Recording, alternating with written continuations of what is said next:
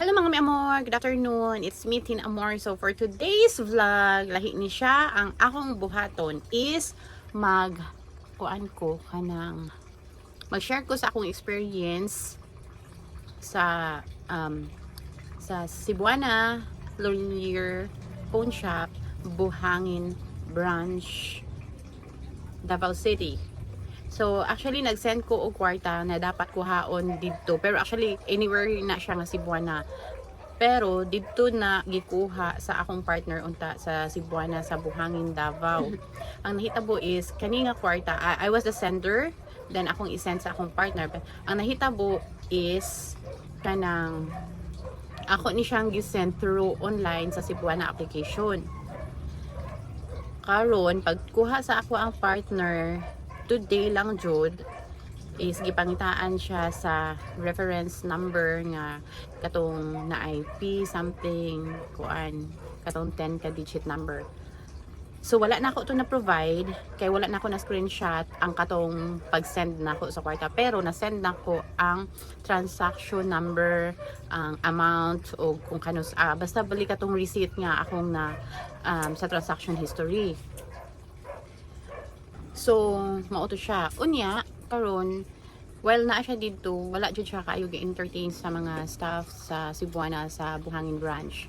Then, naghulat siya for 2 hours para ma-resolve to nga problem kay kanang kapila nila gi-check sa system, dili daw makita, bla bla bla, etc. So, mao tong dili na niya mahulat kay murag kapila na siya balik-balik.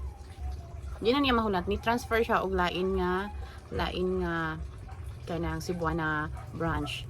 Naadto siya og Panakan. So mao ni nahitabo sa Panakan is gipangitaan siya og kanang transaction number, reference, kinsa sender, mao ni muna. So dili niya ma-provide katong card nga gipangita sa Cebuana nga card kay wala sa ako ang akong Cebuana card na bilin sa Dubai. Then katong pong receipt nga katong para mag-screenshot ka, pinaka first screenshot nimo inig mag-send ka, wala na ko na provide kay kanang na ay something na hitabo sa Cebuana application gahapon, hinay kayo ang ilahang connection sa ilahang application. So ang nahitabo is ang akong gisend nga kuan sa iyaha details is katulang yung transaction history nga gikan sa akong Cebuana application. So mo tong gipangitag paagi sa mga taga Cebuana Panakan, ilang gi-email ang Cebuana, I don't know, basta Cebuana customer service or what, basta mauna siya nga gidetailed nila dito nga kanang wala to nga receipt, pero nakita nila ang transaction using my account number sa akong Cebuana. So dito nila nakita. So mo ni siya very well entertained siya sa Cebuana Panakan branch, whereas sa Cebuana Buhangin sa Davao City wala kayo siya gi-entertain, murag kuan ra jud as in kanang siya ra man unta kunoy tao nga naa didto nga customer nga pwedeng i-entertain nila, wala ra sila ga mind. So dito na siya na satisfy pag abot sa Cebuana Panakan kay mo ini-entertain sa iyaha, pati ang guard ni tabang upang itagpaagi sa iyaha kay wala siya SIM card diri sa Pilipinas. So dili na ko siya matawagan, dili siya maka-text sa ako sa mga details na kinahanglan niya. So gipagamit siya og gihatagan siya connection sa wifi. So mo tong ang kuan sa kanang staff, one of the staff, basta lalaki to siya, kanang ni kuan po siya sa kuan, istorya siya nga mauni pwede na ako makita ng transaction sa kanang transaction niya na ay naka-minus sa transaction history na mo to.